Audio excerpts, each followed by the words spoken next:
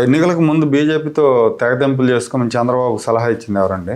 ఆయన నిర్ణయం తొందరపాటు నిర్ణయమా, సరైన నిర్ణయం అనుకుంటున్నారా? అది జరిగింది ఎలక్షన్ల ముందు కాదుగా, 2018 ఫిబ్రవరి.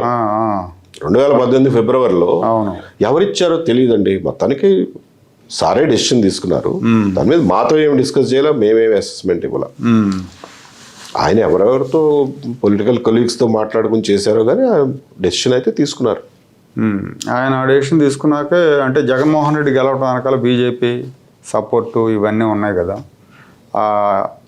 అది తీసుకోకపోతే ఏమైనా ఫలితం మారేదంటారా?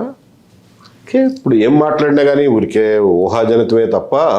కానీ ఒక విషయం చెప్తా, 2018లో ఈ డెసిషన్ తీసుకునే నాటికే జగన్మోహన్ రెడ్డికి ఢిల్లీకి సయోధ్య understanding కుదిరిపోయింది.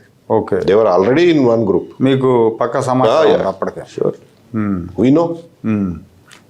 we knew that. So అది తెలిసిన తర్వాతే చంద్రబాబు ఆ నిర్ణయం తీసుకున్నారా? Probably that may be one of the reasons. Okay, that may be one of the reasons. ఎందుకంటే హరిద్వార్లో తీసుకెళ్ళి మునకేపిచ్చి ఆయనతో లుంగి బట్ట కట్టించి వాళ్ళందరినీ బ్రాహ్మణులందరినీ కూర్చోబెట్టి ఈయనతోటి వడ్డం చేయించింది. అవన్నీ ముందే జరిగినాయి. 2017లో జరిగినాయి. వెళ్ళి చిన్నజీయర స్వామి కాళ్ళు మొక్కటం, జీవితంలో మొదటిసారి తిరుపతి వెళ్ళడం, ఈ శారదా పీఠం ఆయన ఆధ్వర్యంలో ఇవన్నీ జరగటం, ప్లస్ ఈ విహెచ్పి ఆర్ఎస్ఎస్ నాయకులతో సీక్రెట్ మీటింగులు, అవన్నీ అప్పటికే జరిగిపోతున్నాయి. అందులో ఏమి వాళ్ళు రహస్యంగా చేసేవాళ్ళు కానీ మాకు తెలియకుండా ఏమీ లేవు. మీరు అయితే updates we knew that they were working together. ఎందుకంటే మీరేమనుకుంటారు, మామూలుగా బీజేపీ వాళ్ళు అలయన్స్లో ఉన్న చంద్రబాబును వదిలేసి జగన్తో సంబంధాలు పెట్టుకోవడానికి కారణం ఏమై ఉంటుంది అంటారు? మీరు రాజకీయంగా చూస్తే, నేషనల్ లెవెల్లో రాజకీయ పరంగా చూసినా, లేకపోతే ఒక నేషనల్ పార్టీ ఎలా బిహేవ్ చేస్తుందో చూసినా, వాళ్ళు ఏ స్టేట్లోనూ ఏ పొలిటికల్ పార్టీని స్ట్రాంగ్గా ఉండనివ్వరు. రీజనల్ పార్టీస్ వీక్గా ఉండటమే వాళ్ళ ఇంట్రెస్ట్. సో వాళ్ళ ప్రయత్నం వాళ్ళు చేస్తారు ఓకే వీకెండ్ చేయడానికి, అందరినీ మెయింటైన్ చేసుకుంటూ పైకిలేస్తే దించడం, లేకపోతే సో వాళ్ళ స్ట్రాటజీలు వాళ్ళవి. జగన్మోహన్ రెడ్డి సీఎం అయ్యాక జనరల్గా మామూలుగా అధికారులంతా కలుస్తూ ఉంటారు కదా, అభినందనలు తెలియ. మీరు వెళ్ళలేదు అనుకుంటా? నేను వెళ్ళాలా, ఫస్ట్ డే వెళ్ళాలా. అసలు నా 35 ఏళ్ల సర్వీసులో ఎప్పుడు నేను ఎలక్షన్లు అయిన తర్వాత వెళ్ళి సీఎంని కలవడం అనేది ఎప్పుడు చేయలే. ఏ ఐపీఎస్ ఆఫీసర్లు చేసేవాళ్ళు కాదు, మహా అయితే డీజీపీ, ఏడీజీ ఇంటెలిజెన్స్ కలుస్తారు, పెద్దాళ్ళు 2-3 ఇళ్ళు కలుస్తారు. అట్లాంటిది 2019లో జగన్మోహన్ రెడ్డి అంత పెద్ద మెజారిటీతో గెలిచేసరికి 11-12 దగ్గర నుంచి వీళ్ళు లైన్లు కట్టడం మొదలెట్టారు. నేనేమో ఏనాడు చేసి ఎరగను. సరే వీళ్ళు ఇట్లా వెళ్తున్నారు కలుస్తున్నారు అని అంటే, సర్లే కలవని, ఎవరిష్టం వాళ్ళలే అనుకున్నాను. ఆ రోజు నేను వెళ్ళకపోవడానికి కారణం ఏంటంటే, ఎలక్షన్ టైంలో మానిటరింగ్, ఆ వైలెన్స్ అవి మానిటర్ చేసుకుంటూ కూర్చున్నాం సాయంత్రం 2-3 దాకా. అప్పటికే వీళ్ళందరూ కలిసి వెళ్ళిపోయారు. సర్లే మర్నాడు వెళ్ళి కలుద్దాంలే అని చెప్పి, మర్నాడు అందరూ వెళ్ళి కలిసి వచ్చారు, నేను ఒక్కడే వెళ్ళకపోతే ఆడుగా ఉంటుంది అని చెప్పి, అక్కడికి సీఎంఓలో పనిచేసేవాళ్ళు, చంద్రబాబు నాయుడు గారు సీఎంఓలో పనిచేసేవాళ్ళు కూడా గబుక్కున వెళ్ళి కలిసి వచ్చి అరగంట వెళ్ళి కలిసి వచ్చేసారు. బట్ నేనేంటంటే నాకు వేరే ఫోకస్ ఉండింది, ఆ ఎలక్షన్ రిజల్ట్స్, దాని ఆఫ్టర్ మాత్ అది. సో నేను ఆ పనిలో ఉండి బిజీగా ఉండి వెళ్ళాల. అసలు ఎప్పుడు వెళ్ళడం అలవాటు లేదు. సరే రేపు కలుద్దాంలే అనుకున్నాం. ఆ మర్నాడు సరే టైం, అప్పటికే ధనంజయ రెడ్డి ఉన్నాడు ఆయన దగ్గర. తర్వాత మా దగ్గర నుంచి సిఎస్ఓ ఒక ఆయన ఉండేవాడు, జోషి అని చెప్పి. జోషిని అడిగా, సార్ అడగబోయా జగన్మోహన్ రెడ్డి గారిని, ఎన్నింటికి రమ్మంటారో చెప్తే నేను వచ్చి కనపడి వెళ్తాను. అట్లాగే సార్ ఇప్పుడే చెప్తానన్నాడు. ఆ తర్వాత ఫోన్ ఎత్తడం మానేశాడు. తర్వాత ధనంజయ రెడ్డిని అడిగా, ధనంజయ ఆయన ఎప్పుడు ఖాళీగా ఉంటారో చెప్తే నేను వస్తానయ్యా. ఆయన చెప్తాను సార్ అన్నాడు, వాళ్ళ ఫోన్ ఎత్తడం మానేశాడు. ఇదేదో తేడాగా ఉంది, మరి కలవడం వద్దు పొమ్మన్నాడు ఏమలే. ఆయన వద్దు పొమ్మంటే పోయి బలవంతాన్ని కలిస్తే మనం ఎందుకు పరువు పోగొట్టుకోవడం, ప్లస్ ఆయన ఎంబారెస్ చేయడం ఎందుకని చెప్పి నేను ఊరుకున్నా. తర్వాత కూడా 2-3 రోజులు 2-3 సార్లు ట్రై చేశా. ఎక్కడ ఇవ్వలా ఒప్పితే నేను వదిలేసాను. ఏముంది అందులో, పెద్ద కలిస్తే ఎంత కలవకపోతే ఎంత. తర్వాత మీ మీద కేసులు పెట్టిన తర్వాత రాయబారానికి ఎవరు రాలేదండి? రాజీ పడు ఎందుకు వాళ్ళతో, సీఎంతో ఎందుకు అని అట్లా ఏమన్నా? చాలా మంది చెప్పారు, కొలీగ్స్ వాళ్ళు కూడా చెప్పారు. మధ్యలో ఒకసారి ఎవరో కొంచెం సీరియస్గానే నా మంచి కోరిన వాళ్ళే, వాళ్ళ మోటివ్స్ నేను తప్పు పట్టను, నా క్షేమం కోరే వాళ్ళే చెప్పారు. మేము వాళ్ళతో మాట్లాడేవాడిని, మాట్లాడితే ఆయన ఒప్పిస్తానన్నాడు, మీరంటా ఒకసారి వెళ్ళి మాట్లాడి సారీ చెప్తే సరిపోతుందంట అన్నాడు. ఓకే, అంటే అప్పటికే సస్పెండ్ చేస్తున్నారు. సస్పెండ్ చేసినాక సారీ చెప్తే రివోక్ చేస్తారు.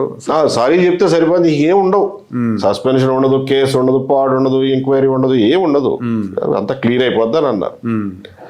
దేనికి చెప్పమంటారు సారీ అన్నా. మీతో ఇదేనండి గొడవ, ఏంది ప్రధానికి ఎతమాతం తెతమాతం అంటారు. ఏంటి దేనికి చెప్పడం ఏంటి, వెళ్ళి ఊరికే సారీ అని చెప్పండి చాలు, దేనికని స్పెసిఫిక్గా ఏం అక్కర్లా. ఆయన ఏమన్నా అడిగితే మీకు తోసింది చెప్పండి, మహా అయితే ఎవరి గురించి అన్నా 4 మాటలు ఎక్స్పెక్ట్ చేస్తాడు, ఏదైనా పితురీలు చెప్పడానికి ఎక్స్పెక్ట్ చేస్తాడు, ఏదో ఒకటి చెప్పండి, ఆ టైంకి తప్పించుకోండి, మిగిలిన వాళ్ళు అందరూ చేయలేదా ఏంటి, మీరు ఏమైనా కొత్తగా వచ్చారా అన్నాడు. ఒరే బాబు, నేను దేనికి సారీ చెప్పాలో నాకే తెలీదు. అదిగాక ఆయన ఒక అభాండం వేసిన తర్వాత నా అంతటి నేను వెళ్ళి సారీ చెప్పటం అంటే రైలు కింద తలకాయ పెట్టినట్టేరా, బతికున్నా ఒకటే చచ్చినా ఒకటే, అంటే నేనేదో తప్పు చేశాను వెళ్ళి క్షమాపణ కోరాను అన్నట్టు ఉంటుంది. అంత మాత్రం నేను సిద్ధంగా లేను. కానీ మీరు ఈ ప్రయత్నం చేశారు కాబట్టి I appreciate this, I'm thankful to you. ఆయన చీఫ్ మినిస్టర్, నేను ఆఫ్టర్ ఆల్ ఒక సస్పెండెడ్ ఉద్యోగిని. ఆయన ఆఫీస్ నుంచి కాకితో కౌరవంపానండి, ఒకసారి సీఎం గారు వచ్చి కనపడమన్నారా అని. అప్పుడు వెళ్తా, వచ్చి కలుస్తా, సారీగిరి అని చెప్పను, కానీ ఆయన ఏ ప్రశ్న ఇస్తే ఆ ప్రశ్నకి సమాధానం చెప్తా. ఆయనకున్న అనుమానాలు అన్నీ తీర్చుకోమనండి, నా మీద ఏమేమి అపోహలు ఉన్నాయో అన్నిటికీ సమాధానం చెప్తాను. నమ్మొచ్చు నమ్మకపోవచ్చు వేరే విషయం, నా సమాధానం నేను చెప్తా. కాకితో కౌరవంపానండి వస్తానన్నా. లేదు సార్, వాళ్ళు వెళ్ళవరు, మీరే వెళ్ళాలని. నా అంతటి నేను వెళ్ళటం అనేది చేయను అని చెప్పి అక్కడ ఆగింది ఆ రాయబారం. ఆ తర్వాత సుదీర్ఘ పోరాటం కదా, ఒంటరి పోరాటం. ఎందుకు ఈ పోరాటం అనిపించలేదా? ఎప్పుడైనా అనిపించింది అట్లా? ఆల్టర్నేటివ్ మరణంతో సమానం అయినప్పుడు అనిపించినా, ఒక క్షణం అనిపించినా కానీ మనమే తమాయించుకుంటాం కదా. There is no alternative. మొన్న ప్రవీణ్ ప్రకాష్ ఒక వీడియో రిలీజ్ చేశాను, నేను తప్పు చేశాను, యాక్చువల్లీ ప్రెజర్స్ వల్ల చేయాల్సి వచ్చింది ఏబి వెంకటేశ్వరరావు గారు, కృష్ణకిషోర్ గారి విషయంలో. నేను సారీ చెప్పాను, వాడు ఇప్పుడు వాళ్ళ ఫ్యామిలీ మెంబర్స్కి అందరికి కూడా చెప్తున్నానని అన్నారు. మీతో మాట్లాడారా? వచ్చాడు యాక్చువల్గా 31వ తారీఖున నేను రిటైర్ అవుతున్నానంటే 30వ తారీఖునే వచ్చాడు, చెప్పబెట్టడం మా ఇంటికి వచ్చాడు. అప్పటికి నాకు ఇంకా suspension release orders, posting orders రాలా. వస్తాయో రావు కూడా తెలియదు. రావనినే శుభ్రంగా పడుకున్నాను నేను ఆ రోజు. ఎట్లాగే ఎవరు సావర్లే, ఇట్లాగే నడిపేస్తారు అని. ఆ రోజు సాయంత్రం వచ్చాడు, వచ్చి సారీ సార్, నా వల్ల తప్పు జరిగింది అది అని. ఇప్పుడు చెప్పి ఏమి రాబరావు, ఇప్పుడు సాధించేది ఏంటి, నువ్వు చెప్పి ఉపయోగం ఏంటి, నాకు ఏముంది, ఇంటికి వచ్చావు కాబట్టి నిన్నేమి తిట్టను, నిన్నేమి మాట అన్నావు, సరే ఇంటికి వచ్చి చెప్పావు కాబట్టి వెళ్ళిపో అని చెప్పి పంపించాను. తర్వాత కూడా ఒక రోజున నేను రిటైర్ అయిన తర్వాత, గవర్నమెంట్ మారిన తర్వాత, తను విఆర్ఎస్ తీసుకున్న తర్వాత కూడా ఒక రోజున వచ్చాడు. ప్రాబ్లం ఏంటంటే చెప్పబెట్టకుండా వస్తాడు. ఆల్రెడీ వచ్చేసిన తర్వాత మనం కలవకుండా పంపించలేంగా, అంత నిర్దయంగా, ఎవరి పట్ల అంత నిర్దయంగా ఉండలేంగా. వచ్చాడు, వచ్చి సార్ నా అప్పుడు మీ మీద 6 పేజీల పీపీటీ మీడియా అందరికి సర్క్యులేట్ చేసింది మా టీం వాళ్ళే తయారు చేసేవాళ్ళు అవన్నీ. నేను అవన్నీ పంపిస్తే పూడి శ్రీహరి మొత్తం నేషనల్ మీడియాకి, స్టేట్ మీడియా అందరికి పంపించాడు. అప్పట్లో మేము ఏది జరిగినా కానీ మేమే ఇట్లా ప్రిపేర్ చేసి పెట్టేవాళ్ళం. So it was part of routine, అంతే తప్ప మీకోసం స్పెసిఫిక్గా చేసింది కాదు. But it was very damaging. Very scandalous అదే. ఎలిగేషన్స్ పెట్టారు. అంటే సస్పెన్షన్ సమర్థించుకోవడం కోసం. అవును అర్ధరాత్రి అప్పుడు అవును మనం ఏమి మన ఎవడు అడగడు, సమాధానం అడగడు, తెల్లారిపాడికి మొత్తం స్ప్లాష్ అయిపోయింది అని చెప్తే, సర్లే నాయన నువ్వు కాబట్టి ఇంకో గుమస్తా చేసేవాడు, మీరు కాదు కదా అక్కడ చేయించేవాడు వేరే. చేయించేవాడు ముఖ్యం అంతేగాని ఏ గుమస్తా చేశాడు అన్నది ఇంపార్టెంట్ కాదు కదా అని చెప్పి పంపించి. సో ఇట్ వాజ్, అతను వచ్చి అట్లా చెప్పడం అనేది నన్ను విండికేట్ చేశాడు. To that extent I should be thankful to him. So ఎలాగ బయటకు కూడా వీడియో రిలీజ్ చేశారు కాబట్టి ప్రజలకు కూడా నా గురించి నేను చెప్పుకోవడం కాకుండా వాడెవడో వచ్చి చెప్తే ఇంకొంచెం బెటర్గా నమ్ముతారు. క్యాట్లో తీర్పు మీకు అనుకూలంగా వచ్చిన తర్వాత కూడా చివరి దాకా మీరు రేపు రిటైర్ అవుతారనగా ఈరోజు పోస్టింగ్ ఇవ్వటం, దాని వెనకాల జగన్మోహన్ రెడ్డి ఉన్నారా లేకపోతే జవహర్ రెడ్డి సొంత పైత్యమా, చివరిలో కూడా జగన్ మెప్పు పొందామని బాధ అనిపించిందా అప్పుడు? జవహర్ రెడ్డి సొంత పైత్యం అక్కడతో మొదలవలా, అంతకు ముందే సివిల్ సర్వీసెస్ రూల్స్లో అన్ని చోట్ల స్టేట్ గవర్నమెంట్ కానివ్వండి, సెంట్రల్ గవర్నమెంట్ కానివ్వండి, ఒక ప్రొవిజన్ ఉంటుంది. FR56 FR57 ఏదో ఉంటుంది. 25 ఏళ్ళు 30 ఏళ్ళు సర్వీస్ అయిన తర్వాత ఎవరన్నా సరిగ్గా పెర్ఫామ్ చేయకపోతే వాళ్ళని ఏకపక్షంగా అసలు రిమూవ్ చేసేయచ్చు. దాని మీద ఎంక్వైరీ అది కూడా అక్కర్లా. ఆ ప్రొవిజన్ ఉపయోగించి నన్ను డిస్మిస్ చేయించడానికి ట్రై చేశాడు జవహర్ రెడ్డి. చేసి దానికోసం ఒక సీనియర్ ఆఫీసర్, అంటే ఎంత చేసినా రేపు పొద్దున మళ్ళీ కోర్టులో నిలబడదని చెప్పి ఎవరో ఒక సీనియర్ ఆఫీసర్ తోటి ఒక ఎంక్వైరీ చేయించినట్టు, ఒక రిపోర్ట్ తీసుకున్నట్టుగా కాగితాలు ఉండాలిగా. అందుకని నాకంటే సీనియర్ ఆఫీసర్ ఒక ఆయన ఉంటే ఆయన్ని పిలిచి, మీరు ఇది చేసి పెట్టండి, సీఎం వాంట్స్ ఇట్, మీరు చేసి పెడితే మీకు తర్వాత సర్వీస్లో ఎక్స్టెన్షన్ ఇస్తాం, వేరే మెయిల్ చేస్తాం, ఎక్స్టెన్షన్ ఇస్తాం, మీకు ఇల్లు ఇస్తాం, బంగ్లా ఇస్తాం హైదరాబాద్లో, అది ఇది ఇస్తాం అని చెప్తే ఆయన ఆలోచించి, నేను ఎప్పుడు ఈ లైఫ్లో ఇట్లాంటివి చేయలేదా, మీరు కేసు నా ముందు పెట్టండి, దానిలో ఉన్న వాస్తవాలను బట్టి నేను రిపోర్ట్ ఇస్తాను, ఫలానా రకంగా రిపోర్ట్ రాస్తానని నేను చెప్పలేను, మీరు ఇచ్చిన దాంట్లో మెటీరియల్ ఉంటే మాత్రం నేను రాస్తా, మెటీరియల్ లేకపోతే రాయను అన్నాడు. అవి అట్లా కుదురుతుంది, మాకు కావాల్సిన రకంగా రాయాలి కదా అని చెప్పి ఆయనకి చేస్తామన్న మెయిల్ చేయకపోగా ఆయన రెగ్యులర్గా సర్వీస్లో రావాల్సినవి కూడా రాకుండా ఎగ్గొట్టారు. దానికి మళ్ళీ ఆయన 6 నెలలు ఫైట్ చేసుకుని తెచ్చుకోవాల్సి వచ్చింది. పేరు చెప్తారా? వద్దులే ఎందుకు. సో అంత ప్రయత్నం చేశాడు జవహర్ రెడ్డి. ఎవరు జవహర్ రెడ్డి? 1990లో ఇద్దరం ఒకే రోజున ఆగస్టు 19వ తారీఖున మసూరి అకాడమీలో జాయిన్ అయ్యాం. ఇంత సుదీర్ఘమైన స్నేహం ఇది ఒక బ్యాచ్మేట్ పట్ల అతను చేసింది. ఏ రకంగా అర్థం చేసుకోవాలి? ఇప్పుడు నేను నిజంగా తప్పుడోండి అయితే ఓకే తీసుకున్నా పర్వాలా. అదే నేను ఎదవని, తప్పుడాన్ని, అవినీతి పరుణ్ణి అయితే ఎలాంటి పని చేసినా నేనేం తప్పు పట్టను, ఎందుకంటే నీ ధర్మం నువ్వు నిర్వర్తించేవరా. ఒక బ్యాచ్మేట్ పట్ల ఇంత దుర్మార్గంగా వ్యవహరించడం అతనే సమాధానం చెప్పుకోవాలి. రిటైర్డ్ ఐఏఎస్లు ఐపీఎస్లు అందరూ కూడా హైదరాబాద్లో సెటిల్ అయిపోతున్నారు. మీరేమో విజయవాడలో ఉంటున్నారు, విజయవాడలో తిరుగుతున్నారు. ఎందుకట్లా? ఫారెన్ సర్వీస్ వదిలేసి ఐపీఎస్కి ఎందుకు వచ్చానో హైదరాబాద్ వదిలేసి విజయవాడకు కూడా అందుకే వచ్చా. అంతేనా? మాతృభూమి మీద ప్రేమ అంటే పల్లెటూరు అండి కాబట్టి పల్లెటూరుగానే ఉండిపోతాయి. ఇక్కడ వ్యవసాయం అది వ్యవసాయం మా అన్నయ్య గారు చూసుకుంటారు, నాతో ఏం పని లేదు. బట్ ఇక్కడ దగ్గర ఉంటాం కాబట్టి అప్పుడప్పుడు వెళ్ళి వస్తూ ఉంటాం. అమరావతి రాజధాని విషయంలో ప్రస్తుత ప్రభుత్వం అనుసరిస్తున్న విధానం మీద మీ అభిప్రాయం ఏంటి? ఒకటి. రెండో విడత భూ సమీకరణ అంటున్నారు, దాన్ని మీరు సమర్థిస్తారా, వ్యతిరేకిస్తారా? నా ఉద్దేశంలో రెండవ విడత భూ సమీకరణకి వీళ్ళకి మ్యాండేట్ లేదు. They don't have the mandate. ప్రజామోదం లేదు, ప్రజల మ్యాండేట్ లేదు. ఎందుకంటే అదొక ఎన్నికల్లో వీళ్ళు అంశం చేయాల, తర్వాత కూడా దాని గురించి మాట్లాడాల, దాని అవసరం ఏంటో ప్రజలకు వివరించి చెప్పే ప్రయత్నం కూడా చేయాల. భూములు ఇద్దామనుకున్న రైతులు కూడా ఆలోచించుకోవాల్సిన విషయం ఇది. దీనికి ప్రజల మ్యాండేట్ లేదు. విస్తృతంగా ఆంధ్రప్రదేశ్ ప్రజలకి దీనికి సంబంధం లేదు. మీరు ఏదన్నా ఆశించి ఇద్దామనుకుంటే అది మీకు, చంద్రబాబు నాయుడు గారికి, మీకు, నారాయణ గారికి మధ్యన ఉన్న విషయమే తప్ప మీకు ఆంధ్రప్రదేశ్ ప్రజలకు మధ్యన ఉండే ఒప్పందం కాదు. ఆ విషయం గుర్తుపెట్టుకోవాలి. ఎందుకంటే ఇవాళకి వాళ్ళు వచ్చి అంతకుముందు ఆల్రెడీ 9 నగరాల్లో ఒక స్పోర్ట్స్ నగరం ఉందని చెప్పిన వాళ్ళు, కొన్ని వేల ఎకరాలు దానికి కేటాయించిన వాళ్ళు, వాళ్ళు మళ్ళీ వచ్చి మాకు 2500 ఎకరాలు కావాలి ఇంటర్నేషనల్ స్పోర్ట్స్ ఫెసిలిటీ అని అంటే అది సమర్థించుకోగలిగిన విషయం కాదు. ప్లస్ 5000 ఎకరాలతో ఎయిర్పోర్ట్ కడతామని అనడం అది కూడా సమర్థించుకోగలిగిన విషయం కాదు.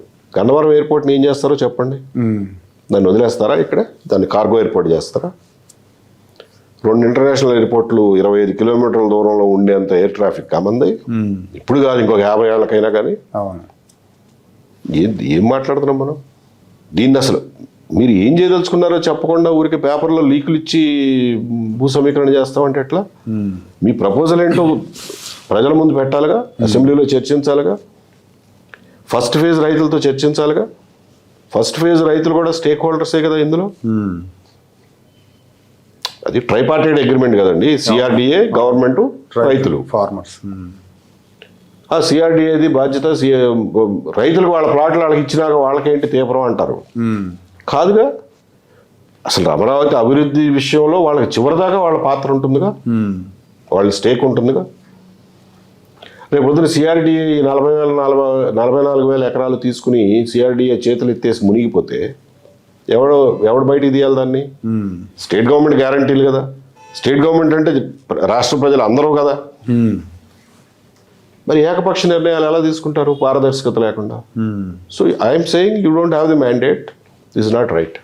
తర్వాత షిరిడి సాయి, ఇండోసోల్ కంపెనీలకు సంబంధించి ఆ కంపెనీల మీద కూడా మీరు ఉద్యమం చేస్తున్నారు.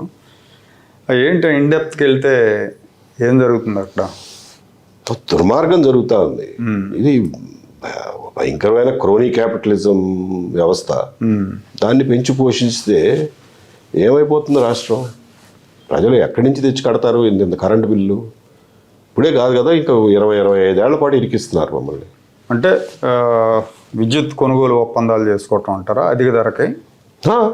పీపీఏలు అట్లాగే చేస్తున్నారు. పారదర్శకత ఏమి లేదు అందులో. 25 ఏళ్లకి ఒప్పందాలు చేసుకుంటున్నారు. 25 ఏళ్లకు ఒప్పందాలు చేసుకున్నప్పుడు అసలు ప్రజల ముందు పెట్టాలి కదండి. మీకు ఇచ్చిన టెన్యూర్ మ్యాండేట్ 5 ఏళ్ళు. 5 ఏళ్ల తర్వాత కూడా మేము బిల్లులు కట్టాలి కదా, ప్రజల ముందు పెట్టాలిగా. అది చేయడంలా జగన్మోహన్ రెడ్డి గారు మొదలెట్టిన 75,000 ట్రాన్స్ఫార్మర్ 1,40,000 కొనడం ఇంకా కంటిన్యూ చేస్తున్నారు. ఏమిటి అర్థం? స్టిల్ కంటిన్యూ చేస్తున్నారు. మొన్న జనవరిలో కూడా కొన్నారు. ఇప్పుడు కూడా అవే టెండర్లు నడుస్తున్నాయి. అప్పుడే వార్తలు వచ్చింది. జగన్మోహన్ రెడ్డి కొన్నప్పుడే పక్క రాష్ట్రంలో తెలంగాణలో 70,000కి ట్రాన్స్ఫార్మర్ వస్తుంటే ఇక్కడ 1,40,000 కొన్నాడు. రైట్. అది ఇంకా కంటిన్యూ అవుతుంటే ఏమనుకోవాలి?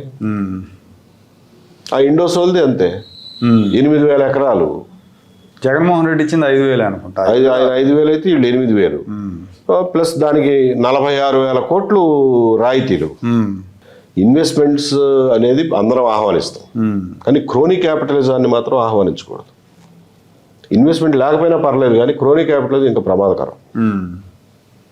ఎందుకంటే ప్రజలకు అసలు ఇన్వెస్ట్మెంట్ మీద నమ్మకాలు పోతాయి. కందుకూరులో ఒక ఇష్యూ జరిగింది కదా, ఒక అతను ఇంకో అతన్ని కారుతో చంపిన ఘటనకు సంబంధించి కుల సంఘాలు రంగప్రవేశం చేసినాయి. రైట్.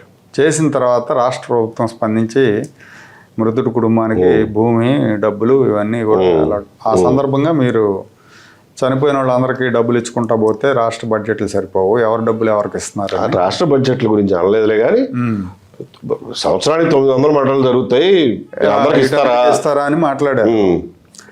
మీ మీద కొంతమంది ఆ కాపు సంఘాల నేతలు విమర్శలు గుర్తు. మీరేదో ప్రభుత్వం నుంచి సలహాదారుగా, అది పోలీస్ కార్పొరేషన్ చైర్మన్ కదా, డబ్బులు తీసుకుంటున్నారు రకరకాలుగా. అది వాళ్ళకి తెలియక మాట్లాడి ఉండొచ్చు. ఆ వ్యాఖ్యల మీద, అంటే ఆ వ్యాఖ్యలను మీరు ఎట్లా సమర్థించు? నేను ఇప్పుడు ప్రజారంగంలో ఉన్నప్పుడు, ప్రజాక్షేత్రంలో ఉన్నప్పుడు విమర్శలను కూడా తీసుకోగలిగిన కెపాసిటీ ఉండాలి, అంతే తప్ప నన్ను ఎవడో విమర్శించకూడదు, నేను చాలా సున్నితం, ముట్టుకుంటే మాసిపోతాను అనుకునే వాళ్ళకి రాజకీయాలు అనవసరం. నేను ఒక మాట బాధ్యతగా అన్నా, కానీ మీరు విమర్శించారు, దానికి నేను సమాధానం చెప్తా. 40 ఏళ్ల నుంచి ఈ రాష్ట్రాన్ని కులం పేరు మీద నలిపేస్తున్నారు. దాని నుంచి రాష్ట్ర ప్రజలు లెటర్స్ గో గెట్ అవుట్, బయటపడదాం పట్టండి. అంటే ఏ ఇన్సిడెంట్ జరిగినా కూడా ఏ ఇన్సిడెంట్ జరిగినా ప్రతిదానికి కులం ఆపాదించడం, ఈడా కులం ఈ కులం ఈ ఆడ ఈ గోల్లో నుంచి మనం బయటపడదాం పదండి. ఎందుకంటే మనం విడిపోయిన రాష్ట్రంలో మనకున్న బాధలు మనకున్నాయి. ఆయన 10 లక్షల కోట్లు అప్పు చేశాడు, వీళ్ళు ఒక సంవత్సరానికి 1.5-2 లక్షల అప్పులు వీళ్ళు చేస్తున్నారు. ముందు ఇందులోంచి బయటపడాలి, ఈ క్రోనీ క్యాపిటలిజం నుంచి బయటపడాలి. మరి రాష్ట్రాల హక్కుల్ని రక్షించుకోవాలి, కృష్ణా జలాల మీద హక్కుల్ని రక్షించుకోవాలి. అరే ఆవిడ ఆల్మట్టి 525 మీటర్ల నీళ్లు నిలబెడతానంటాడు, ఈయనేమో జీవో 34 ఇచ్చి ఇంకొక 250 టీఎంసీలు ఎత్తుకుపోతానంటాడు జోరాల వెనకాల నుంచి. దాని మీద మాట్లాడేవాడు లేడు, దాని గురించి అసలు పట్టించుకునేవాడు లేడు, చీమ కుట్టినట్టుగా కూడా లేదు. గురించి అంటే అందరూ వచ్చేస్తారు. అరే కూడు పెట్టేది అది ఇది కాదు. మళ్ళీ విభజన చట్టంలో ఉన్న వాటి ప్రకారం మనకు రావాల్సిన డబ్బులు తెచ్చుకునేది లేదు, మన ఆస్తులు హైదరాబాద్ నుంచి తెచ్చుకునేది లేదు, మనకు ఉన్న అప్పు తగ్గించుకునే మార్గాలు చూసేది లేదు. ఏమి లేకుండా కందుకూరులో వాడెవడో వీడిని చంపాడు, వీడెవడో వాడిని చంపాడు, ఆడి కులం ఇది వీడి కులం ఇది, ఇదే పనే. తెల్లారు లేస్తే సోషల్ మీడియా కాడి నుంచి మొదలెట్టి మెయిన్ స్ట్రీమ్ మీడియా దాకా రాజకీయ డిస్కషన్ అంతా దీని మీదైనా అండి. రాజకీయ నాయకులు వాళ్ళకి వాళ్ళ మనుగడ కోసం వాళ్ళ కోసం వాళ్ళు చేసుకుంటారు ఇట్లాంటి పనులు. ప్రజలుగా మనం ఎందుకు దానికి లొంగిపోవాలి? ప్రజలుగా ఆలోచిద్దాం పట్టండి అని చెప్పి నేను చాలా గట్టిగా నమ్ముతున్నా. ఆ విషయంలో చాలా గట్టిగా ఉండమని కూడా ఆంధ్రప్రదేశ్ ప్రజలకు పిలిపిస్తున్నారు. కులాల గురించి మనం మాట్లాడొద్దు, ఎవడు మాట్లాడినా దాన్ని సమర్థించొద్దు. Okay, good. తర్వాత మీకు రావాల్సిన బకాయిలు రాలేదు ప్రభుత్వం నుంచి అని ఈ మధ్య మహానాడులోనే ఇందులోనూ రాశారు. ఒక ఏబీవీ గారికి ఇవ్వాల్సిన 80 లక్షల దాకా రాలేదని. దాని మీద కొంతమంది తెలుగుదేశం పార్టీ వాళ్ళు జియోస్ అన్ని కూడా రిలీజ్ చేశారు. ఆయన మీకు యాన్యువల్ లీవ్ ఇవ్వటం, తర్వాత మీ సస్పెన్షన్ రద్దు చేయటం, మీ మీద కేసులు విత్డ్రా చేసుకోవటం, తర్వాత మీకు రావాల్సిన ఎరియర్స్ అన్ని ఇస్తున్నట్టుగా జీవోలు అవన్నీ కూడా చూపించారు. అసలు ఎంత వచ్చినాయి, ఎంత రాలేదు, ఎంత రావాలి? అది చెప్తున్నాగా, ప్రభుత్వం మారినప్పటి నుంచి అంతకుముందు లాస్ట్ టైం ఒకసారి ఇట్లాంటి ఇష్యూ జరిగినప్పుడు నా అంతటి నేను అన్నా, ఏమంటే నాకు రావాల్సిన ప్రతి రూపాయి తెచ్చుకోవడానికి నేను చెప్పులు అరిగిందాకా ఆఫీసుల చుట్టూ నేనే తిరిగి తెచ్చుకుంటున్నాను. ఎవరిలో అరే ఈడేదో పాపం ఇబ్బందులు పడ్డాడరా, నష్టపోయాడరా అని చెప్పి ఎవరో నా కోసం పనిగట్టుకుని ఎవడు చేసి పెట్టలేదు, నా బాధలు ఏవో నేను పడుతున్నాను అని చెప్పాను. అదే ప్రయత్నం ఇప్పటికీ నేను చేసుకుంటున్నా, నా పని నేను చేసుకుంటున్నా, నా కాగితాలు నేను ఫైళ్ళు పట్టుకుని తిరుగుతున్నా. సగం వచ్చినాయి, సగం రాలా, ఇంకా సగం రావాల్సి ఉంది. అది కేవలం టైం వల్ల. ఎవరు కావాలని ఆపట్లేదండి, కావాలని ఆపుతున్నారని నేను ఎప్పుడూ అనలా. బట్ గవర్నమెంట్ ప్రొసీజర్లు ఇంతకాలం పడతాయి అనేది జనాలకు కూడా తెలుస్తుంది కదా నా ఉదాహరణ ద్వారా. నేను ఒక్కడే కాదు, నాలాగా కొన్ని లక్షల మంది ప్రభుత్వ ఉద్యోగులకి ఇదే జరుగుతుంది, రిటైర్ అయిన వాళ్ళకి. ఓకే, సో అంటే ఇది కావాలని ఆపింది, కావాలని పాపం ఎవరు ఆపలా, కావాలని ఎవరు ఆపలా. ఎక్కడైనా కాగితం ఆగితే చెబితే ముందుకు పుష్ చేస్తున్నారు, బట్ దానంతటా అది జరగవు, గవర్నమెంటే అంతా. 2029 ఎన్నికల నాటికి ఏబీ వెంకటేశ్వరరావు గారు మరి కొంతమంది నాయకులతో కలిసి పార్టీ పెడతారన్న వార్తలు వస్తున్నాయి. ఆలోచన ఉందా? దాన్ని కొట్టివేయగలిగిన మాట ఏం కాదు అది. Yes, probably we may have to form a party. ఒకవేళ పార్టీ పెట్టే ఆలోచన ఉన్నప్పుడు జనరల్గా దానికి తగ్గట్టు ఇప్పటి నుంచే మొదలు పెట్టాలి కదా, అలాంటివి ఏమైనా మొదలు పెట్టారా? మొదలు పెడతాం. ఇప్పుడు రాజకీయాల్లోకి వచ్చింది నేను ఏప్రిల్ 13వ తారీఖున. అప్పటి నుంచి నాకు చేతనైనంత వరకు నాతో పాటు కలిసి వస్తున్న అందరితోనూ ఇష్యూ బేస్డ్గా ముందుకు పోతున్నా. ఎప్పుడైనా సరే ఒక పొలిటికల్ పార్టీతో పేరుతో రావాలి అని అంటే మీకంటూ నిర్దిష్టమైన మేనిఫెస్టో, మీకు ఒక కార్యక్రమం, ఐడియాలజీ ఉండాలి. దాన్ని క్రోడీకరించే పనిలో ఉన్నాం. ఓకే, అంతేగాని సామాజిక న్యాయం కోసం వస్తున్నాం, లేకపోతే దేశ సేవ కోసం వస్తున్నాం, నినాదాలతో కాదు, నిర్దిష్టమైన కార్యక్రమంతో రావాలి. ప్రజలు ఆలోచించుకోవాలంటే, ఒక ఆల్టర్నేటివ్గా ప్రజలు ఆలోచించుకోవాలంటే కార్యక్రమం కూడా ఆల్టర్నేటివ్గా ఉండాలిగా. అంతేగాని వాళ్ళు 1,00,000 కోట్లు తిన్నారు, నేను ఓన్లీ 10,000 కోట్లతోనే సంతృప్తి పడతాను అనేటట్టు ఉండకూడదుగా. కాబట్టి ఆ పనిలో ఉన్నాం, ఆ క్రోడీకరించే పనిలో ఉన్నాం. అది పూర్తయిన తర్వాత ఖచ్చితంగా announce చేస్తారు. With a specific agenda and manifesto and an ideological basis చెప్తా. చివరిగా చంద్రబాబు నాయుడు గారి ప్రభుత్వానికి 100కి ఎన్ని మార్కులు వేస్తారండి ఈ 17 నెలల కాలానికి? 40 మార్కులు పాస్ మార్కులు. పాస్ మార్కులు. ఓకే, రైట్ సార్, నమస్తే. Thank you.